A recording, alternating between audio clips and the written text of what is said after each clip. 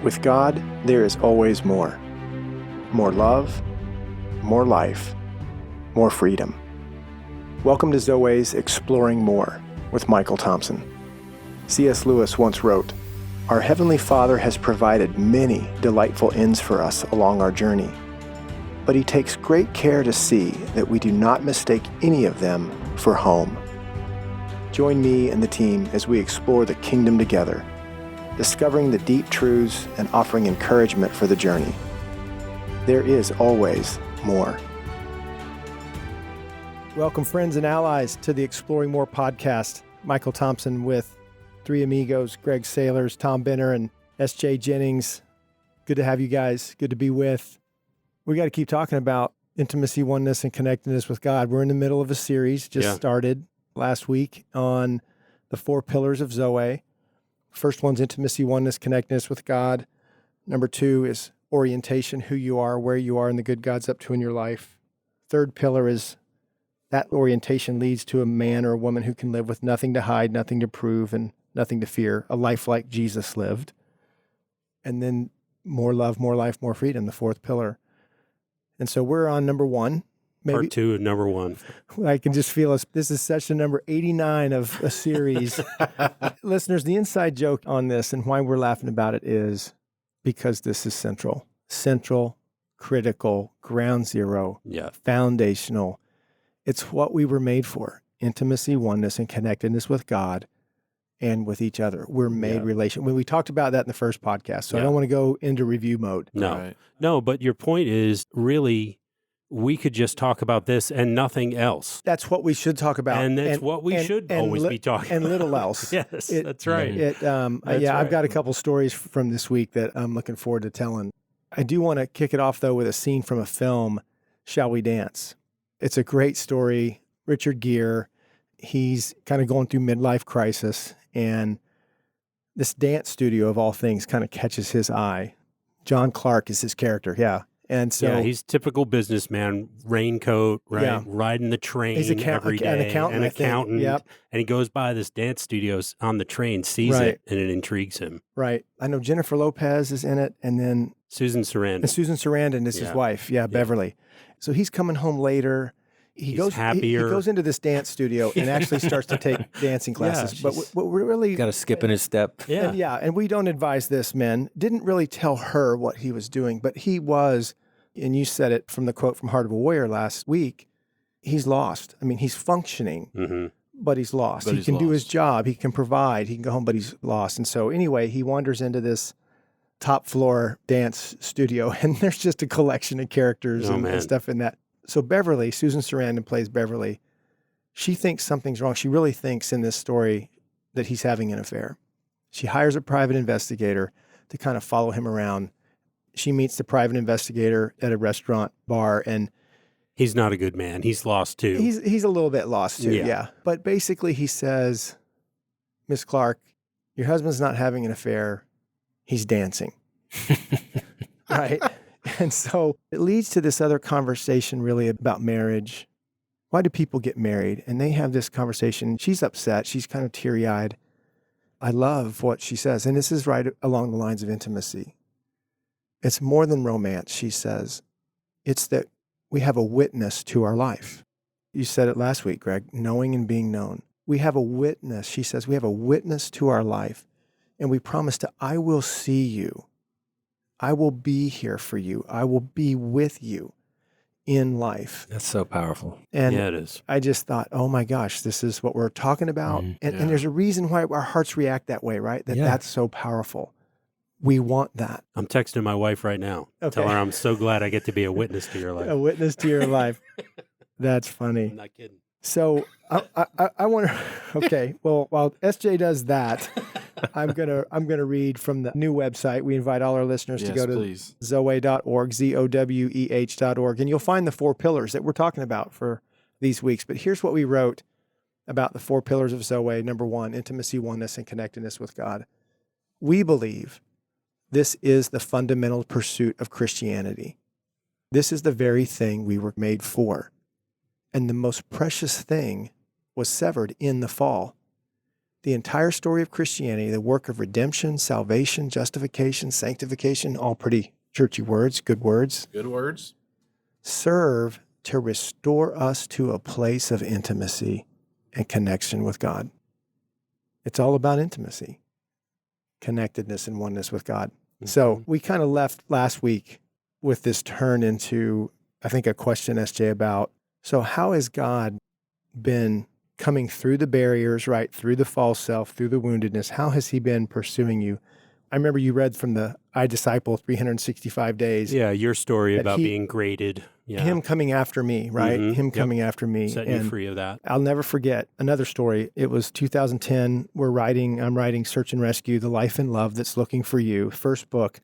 And it's a first book. I look forward to a second edition of that. It'd be fun. You were editing those. I need to edit me and do some of that. I'll never forget the C.S. Lewis quote that found me. We search and search and search for God, and then we're found. I loved it so much that it's not on me to find him.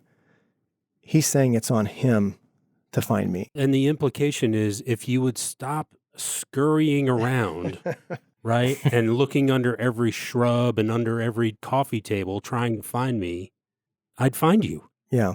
It's hard though, man. I mean, the enemy is ferocious on this because there's no doubt. Like you read last week too, he doesn't want us to experience this intimacy. When we fill it up with everything we can. I mean, what's in the way? We talked about that last He podcast. offers all kinds of things. So go back to some of the first times this thing turned for you, and it was God finding you, pursuing you for intimacy. The first experience that I can articulate of experiencing God was actually when I came to faith in Christ. And the backstory on that was that I had been a spiritual seeker since high school, really reading books, exploring different venues, even went in the Peace Corps to Nepal to see, what Hinduism and Buddhism look like in real life. Took that whole journey, and I did meditation regularly, did all kinds of practices, was a vegetarian, even was celibate. I mean, I was really serious. All in. But I never had an intimate connection with God until this one experience, which was, and this is going to sound really strange, but when I first got married in 1980, my wife had 4 kids, and I was totally overwhelmed financially trying to make this all work. And so I ran into this guy who was offering this Amway opportunity, and it's just very enticing when you hear these stories of people that are successful and whatnot. Especially when you need. Yeah, and when you're in need and you're just hoping, else, right? And so I went to a rally in Washington, D.C., big thing, huge. And I had an experience listening to a speaker that really touched my heart in a very compassionate way, because I'm not going to get into all the details, but it just stirred something in me to the degree that when we got back to our hotel room, I was just undone. Something was on me. Something had come to me. And I told my wife, I don't know what's going on, but I want to go out and take a walk. And I walked the streets literally till 2 a.m. having this encounter. And the only way I could describe it was God was wooing me to him. I was probably the worst candidate you could think of to become a person of faith in Christ, because we had really rejected that whole avenue long before. But just so happens that there was a Christian church service the next morning because of the people that are out of town. But what happened to me that night was I knew there was something very, very real that I didn't understand and I had never experienced before, and it touched me so deeply, and it felt so wonderful, and yet there was all these tears, and I couldn't tell you why, what that was all about. Even now, I couldn't tell you what those tears were about. But the altar call comes, and I had this encounter with the Father that all I can say is, I walked down there, they invite you down, and my wife was horrified, but she went with me because she didn't want separation. And we both went down there, and I encountered this unbelievable love from this Father God. And the way I would describe it, what was downloaded into my heart, it wasn't anything verbal or audible. What I got from the Father was this message deep in my soul that everything's good between you and me. That's so good. There's Tom. no more. You don't have to feel guilt and shame about your life, about your story, about the stuff you've done and your regrets, all that we all have. We all have had. Maybe many of our listeners have gone through the journey of disconnecting from that part of our lives. But that was the most intimate moment probably that I've experienced even till this day. And I've had many more, but that one was the big one. I mean, it was the beginning, so much so that we were so all in. Literally, we were going out the door of the ballroom there where they're having this. And I remember saying to my wife, I said, "Oh my gosh, we're Christians. What are we gonna tell our friends? What are we doing? This is gonna be very awkward, you know." Yeah. That's so funny. And even practicing on the way home in the car, saying Jesus, because it sounded so strange coming out of our mouths. But I mean, we never looked back. We never questioned it from that day forward because it was so powerful. Yeah. So real. What occurs to me in that story, as you tell that story, that beautiful story, Tom, do you think one of the aspects of intimacy with God is a freedom from judgment? Yeah. Exactly. I think that's a good one. That's a big one. Maybe that's what you experienced in that moment that you had never experienced before. Well, and we talk about this a lot, but we all have a father story, and some are better than others. My dad was a very good man, very honorable, and taught me many, many good things, but I never felt like he approved of me.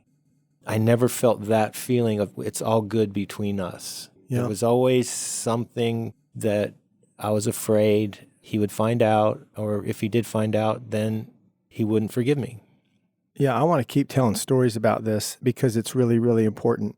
And before we break, I think that what you're saying, Tom, and what we would describe to in our conferences, that thing that got touched in you, and I've heard you say this in front of hundreds of men at many of our different conferences, was an organ of perception, the heart. Yeah, that's good. That your heart was awakened, it was touched, something massaged it, something moved in it or to it or knocked on the door of it, something that as we try to describe the mystery of this. But I want to tell these stories and I want to make very clear that it's your heart he's after, this organ of perception that does get crushed and wounded and clouded and closed. And this is not some Hallmark card idea. The heart is a real part of this conversation.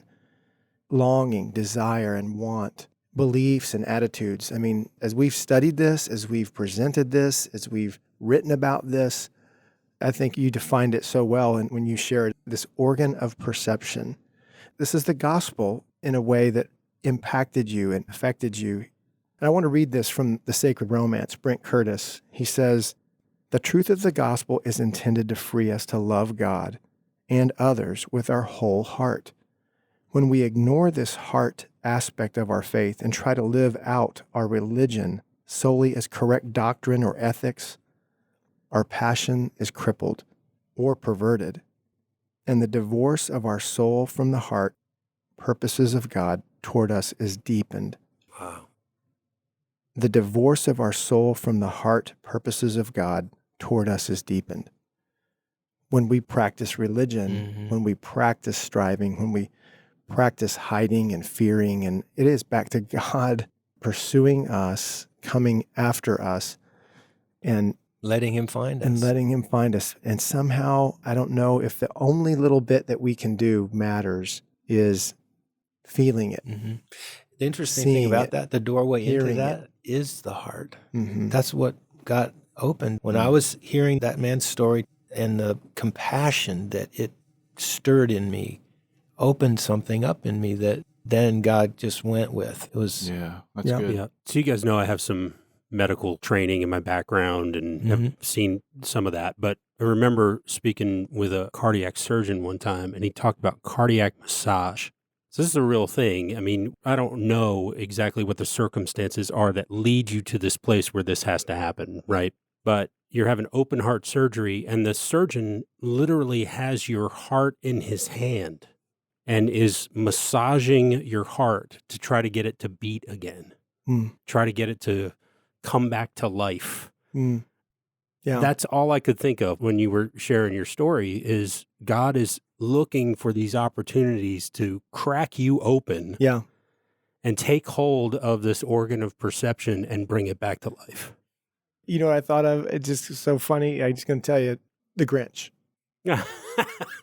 Here's this little box. Yeah. And they're still singing. They're still worshiping around the Christmas tree in Whoville. And he's saying, no. It's funny because it's true. There's no presents. There's no trees. There's no roast beast. Yeah. And that happens. The awakening. And then his heart is massaged and it just grows. I mean, I cry every time I see that crazy cartoon because it's true. It's true. Well, his heart changes, right? His complexion changes, his expression changes. I mean, he's changed. Yeah. Could you say that's a dot you could connect, that when your heart is stirred, it's God's up to Follow something? that. Yeah. Wakes Go up. there. Don't shut it down. Mm-hmm.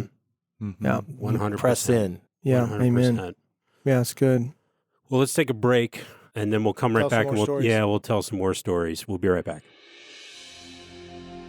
Hey, friends and allies of Exploring More podcast.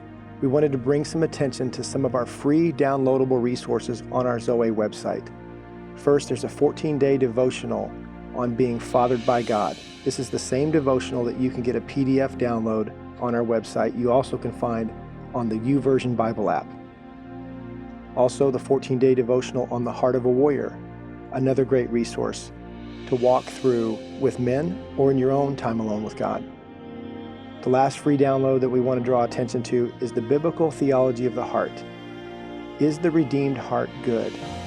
Is this piece of equipment that is so vital to living in the kingdom, is it good or is it not? Download the biblical theology of the heart to find out more. You can find these 3 resources and many other free downloads and free audio files on our website at www.zoweh.org.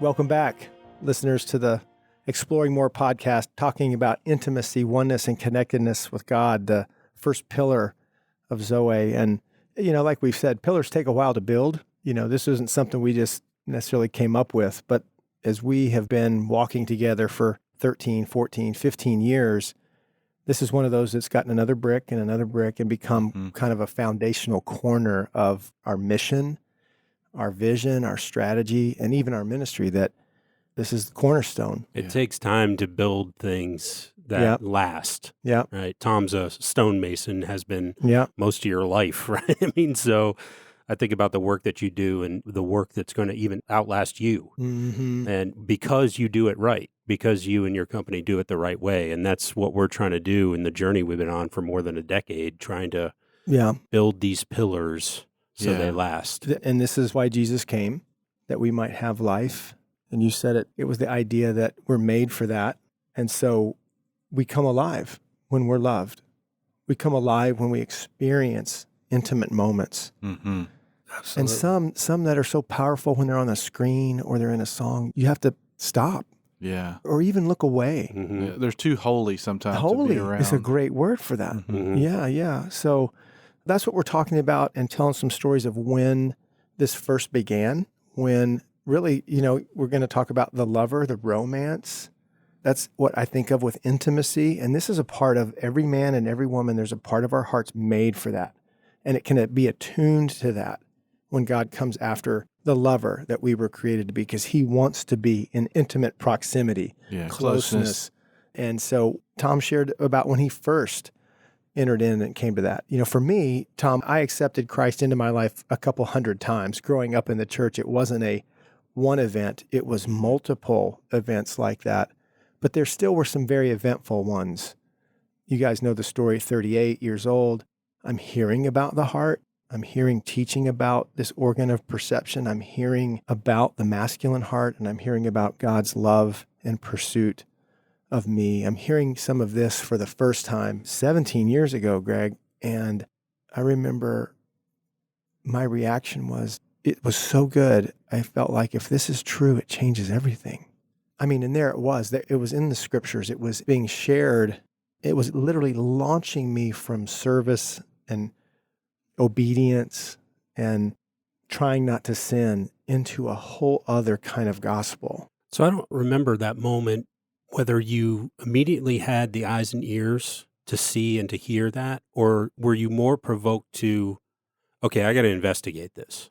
Yes and yes, yes and yes, yes and yes. It was, I mean, to even investigate it, something was provoked, something was pierced. You know, it's funny you say it, ask it that way, because I guarantee you, I remember it wasn't, is this true? It was more like, if this is true. I mean, I was already squared up to it. You know, I'm already heading in that direction, and that the God of the universe wants intimacy with me, wants to be in love with me. Right. Not just love me, and that's not untrue. I mean, Scripture, but to be in love with me. Yeah. I just heard it. Maybe others had said it before, but I can only say I didn't hear it. Right. And so when I did hear it, it kicked in my oneness, one on the Enneagram. I got to check this out. I got to sure this is right. I got to get in the lab, you know, and explore this. But I was so hopeful that it was true because I knew how it was making me feel. And, you know, a lot of times we chuck feelings and say they're irrelevant. I call bull stuff on that, man. Intimacy is a feeling. Intimacy is an experience. Intimacy is an encounter. Your feelings, they don't always betray you, goodness sakes. But what is it when they're in alignment with God's pursuit of you? We're made to feel these things. Right. That's what makes us come alive, is being loved and enjoyed and wanted, and then offering the same. I mean, it's as wonderful to offer that to somebody and see them respond to your offer. It's a beautiful experience, and it feels a certain way. I remember probably 6 or 7, maybe 8 years ago, going back and forth with you on that. Because I'm a type 8 on the Enneagram, so I'm the challenger. So, you know, I said something or posted, I don't remember what it was, but you heard me say that love is not a feeling. And it's like I had poked you in the chest and said, you want to fight? I mean, you got riled up, and it was great because I needed to hear what you had to say. And it is a feeling. It is. Intimacy is connected to feelings. They're not entirely feelings, right? And if the feelings aren't there, make a good choice. That's right. Choose well. It's fine. Do the right thing, even though you may not feel it. But this thing that's been sold by some teachers, some of the ones I was listening to. In Christendom, 20th century Christianity. That love is not a feeling, or their feelings are irrelevant. Yeah, I'm on your side of the court now. That sounds like a white coat, sterile. Yeah, no doubt. Who wants that from a dog? Who wants that from their dad? Who wants that from God? Right. It was good. The things we were talking about earlier, things that are in the way, I was thinking about that, SJ, and how good what you were saying is, but how foreign and how that was unavailable to me because of some of the choices I'd made, the identity I'd placed on myself, the mixed messages, things that came from maybe parents and others about intimacy. It was really the word marred comes up. I was stuck in this mire about intimacy. And because of those choices, I really had so much confusion. As I started to interact with this message, though, and I found, which is so important, I think, a lot of times to being able to wake up to intimacy, wake up to the Father's love, is I had a good father that came and began to love me. My dad had passed away many years before this. And so as I was starting to go through the counselor over some of the things I was marred up in, and I had this intersection with Jesus, kind of like a burning bush moment or a Damascus Road experience like Paul had. We did theophostic prayer, healing prayer, and we invited Christ to come to that place of damage, that marredness, you know, and he did. This thing that happened to me, it wasn't just, hey, I love you, or you're all right, you know, it wasn't that at all. He went into the midst of the mire, the muck, all the storm of my life. He wasn't scared, Tom, to go right in the middle of it and pull me out, you know? Yeah. Descend into hell itself, where I, you know, in my 20-year-old self felt like I was, in my Christianity that I grew up in, and go right in there and intimately come after me. And so that, you know, when we're talking about intimacy, that was my first, I think, and most intimate moment, and something that so changed my life to know no matter what's going on, no matter what I've done, nothing's going to make me love you less. I'm coming after you. Yeah. And I'm going to have you, and I know your story, I'm going to have you keep writing it down until you believe it. That's right. That's right. In one of your encounters. You're going to keep massaging your heart. Yeah. Until you come back to life. Right. Mm-hmm. Yeah. I'll be honest. I'll check occasionally. You know? Yeah, sure. Is this still true? You know? Yeah, it is. That's still good. True. That's great. I had a moment with God just a few days ago. It was so funny, but it was intimate. So I think I told you when I came into the tower that day. So shocker, I'm running a few minutes late. So I'm trying to hustle to the tower, meet you guys at 9:30 for whatever conversation we needed to have about the cool things God's doing. So I'm heading out the door and I've got my coffee and I didn't put it in a travel mug. I had a coffee mug. So I get in the truck. The tower's not far from my house, but I'm about halfway and I've got to make a turn and something kind of jostles in the cup and coffee gets on my pants. And I'm like, oh my gosh. So I go back home quickly, pull in, change. It's going to cost me 10 minutes probably total, but now I'm going to be 10 minutes late rather than right on time. So I'm driving back to the tower and I realize I need to do something with the Zoweh credit card because I realized I left my wallet in my pants that had the coffee on them. And so it was just kind of one of those, we hurried and then the coffee and then the wallet and I've got to come in here and I don't have what I need. And I said, it was an honest prayer. I said, really, Lord? I heard him say, what? I didn't do it. And I just laughed in the truck. I came in here and told you that story. It was just an intimate thing. Yeah. It wasn't a joke. I just felt it was like something my dad would say. Right. What? I didn't do it. I didn't do it. you looking at me for? Yeah. And I just thought, I felt loved in all that as he only he can do. Yeah. Go ahead. No, I'm just saying you felt the love of hearing him speak. Yeah, and he's funny. That familiarity. He's actually funny. Oh, yeah. And can be a little bit whimsical. Have you seen the picture of a platypus? Yeah, right. God's funny, man. Funny, yeah. Yeah. That's right. Well, with these stories, that's a recent one for you within the last week. And I think we want to talk about some more recent ones as well. Because that's one of the things that I love about Zoweh and how we operate at our weekends and just in our lives in general. This is a constant journey for us. We're not just recounting the same stories from 10 years ago or however long ago. This is an ever-present, continual growth for us.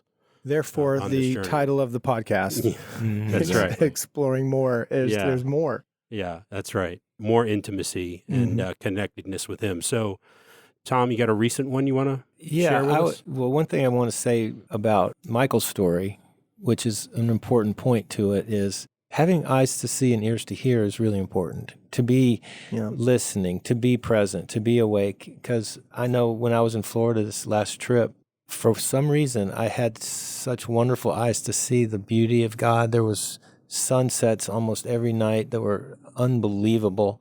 Dolphins, osprey, pelicans. It would be very easy not to see any of that. Yeah. It would be not to realize the vastness of God's creation and the beauty of it just kind of unfolding for each of us every moment.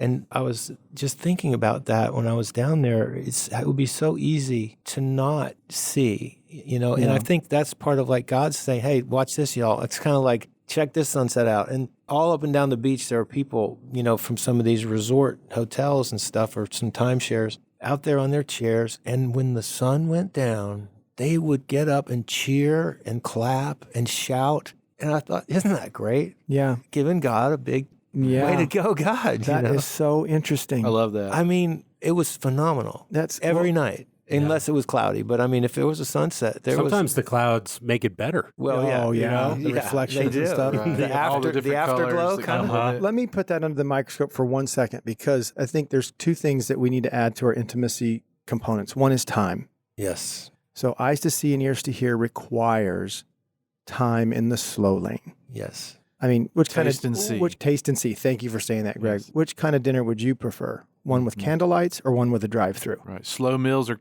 coming back. I think you really, really are offering us another huge ingredient. It's slowing down. And as you learn it, then it becomes a practice and you expect it. You're looking for it. But you have to go through those first trial and errors, those first times where you're invited to slow down. That's why we love at the conference weekends, time alone with God. Yeah. That's a non-negotiable within the conference. Yep. Was it you that said you don't want God to be your greatest secret admirer? Right. I mean, that makes the point. If it's all in secret and if we can't see or experience or have the eyes to see what God is doing and the beauty, because The thing about our minds, the way they work, is we label things and we categorize it, and then it's kind of like, yeah, I've seen that before. I've seen a zillion sunsets. Yeah, I've seen pelicans. Sure, I know what a dolphin is. Just sort of like brush it off to be not nearly as magnificent and glorious as it really is. I think we've lost wonder. You know, I mean, my wife Pat was talking the other night when we were all having dinner about she went out to the mailbox and there's a little puddle at the end of the driveway, and there was a hawk in there taking a bath, fluttering around. Cleaning off. I mean, yeah. That's a big bird. I mean, a hawk, that's not a sparrow flipping around. No, I mean, so he had so all the rain we've had, he was in a big puddle then, big. Well, it was probably only about 2 or 3 inches thick. I don't know. Yeah, but it would be fun to see, wouldn't it? Yeah. Oh, that's hilarious. That's awesome. I love that. Yep. Yeah, they're beautiful too when they spread their wings and you see all the color. Every now and then in the tower, they'll fly around, up here. Beauty's a part of intimacy. Beauty's a big part of it. Slowing down, eyes to see. I mean, these are great additions to this conversation about what is intimacy, what does it look like, what's needed, what's its intentionality, a date to have time with God. I'm not sure if I've told this story on the podcast before or not, but Sherry and I, we take a vacation. We like to go on cruises, and we like to go to the Caribbean because she likes palm trees and I like it warm, and I like to make her happy personally. So we go on cruises, and we're at this little island. It was one of the cruise lines. Now they all own their own islands here and there, which is kind of nuts to think about. But there's this little half moon kind of a bay that we were in. It was sandy beach all the way around. And we walked all the way down from where the little resort area was with all the lounge chairs. You could walk all the way out to the point where the rocks were and then turn around and come back. So we walk all the way down. And of course, there's a sign there that says, don't go any further. And I just walked right past it and kept going. And I turned back around. I actually got her. She's a type 1 on the Enneagram too. And she actually went past the sign with me, which was a huge undertaking for her. Maybe 10 feet past the sign. Okay. We're going to get in trouble. Yeah, exactly. I know the helicopters are going to come. And there's a camera somewhere, one of these rocks. Yeah. The captain's going to scold us when we get back. But so we walk down, we walk a little bit past this sign, and I turn back around, and I'm just I'm awestruck by the beauty of the moment. This water, if you've seen Caribbean water before. Oh, yeah. Blue, palm green. trees, the half moon, beach. White sand. Just beautiful. And I said, wow, God, it's hard for me to believe you love us this way. We kind of basked in that moment for a minute. I took one step walking back, and I looked down at my foot, and right in front of my foot was a heart-shaped little stone. I mean, it looks just like a heart made out of sand and stone. And I was like, really? Now you're just showing off. You know what I mean? Yeah. This is unbelievable. How many years did it take to make that in the ocean, rumbling around or chip? I mean, to smooth it off, to get covered up with sand for years and years. Who knows? And then the waves to deliver it at the right time. And I'm telling you, the overwhelming feeling for me was not only that I'm loved by God, but that He sees me and He's hearing me. Yeah. I mean, this beautiful creation and then this extra little kiss on top. Yeah. Listeners, please hear, if this is just a theological concept, hang on. Yeah. Ask Him. Ask Him to show you. Taste and you'll see. Ask Him to reveal to you how He sees you and that He loves what He sees. That we're not making this shiz up. Yeah, no. But there was a time when we were naive to it. Yeah. Oh, no doubt. When it was more theory than it was practice. But thank goodness those days. There was a time behind us. Sherry and I would go on vacation. She'd want to get up to see a sunrise or take a walk like that. And I'd say, nah, I don't really feel like it. You go ahead. And now I'm thrilled to be able to do those things. Don't want to miss out. That's good. Yeah. So let's go ahead and land the plane on part 2 of intimacy, oneness, and connectedness with God. Listeners, if you've got questions, comments, anything you want to share with us, email us at exploringmore@zoweh.org. Leave us a rate and a review that really helps other people find us on the podcast platform, whichever one you choose to use. And check out zoweh.org/events. And as always, we've got plenty of resources for you. Many of them are free. Yeah. Thanks for being with us on the Exploring More podcast. We'll be back next week with, I think, one more session on pillar number 1, intimacy, oneness, and connectedness with God. Thanks for being with us. We'll talk to you next week. We hope you have enjoyed this episode of Exploring More. The landing page for this podcast is zoweh.org/ zoweh.org/podcast. That's zoweh.org/podcast, where you can find the show notes and various platforms to which we broadcast. You can also find us and the Life of More by visiting Zoweh on YouVersion Bible app, Right Now Media, our Facebook page, and Zoweh on Instagram and Twitter. Remember, with God there is always more, and you were made for more.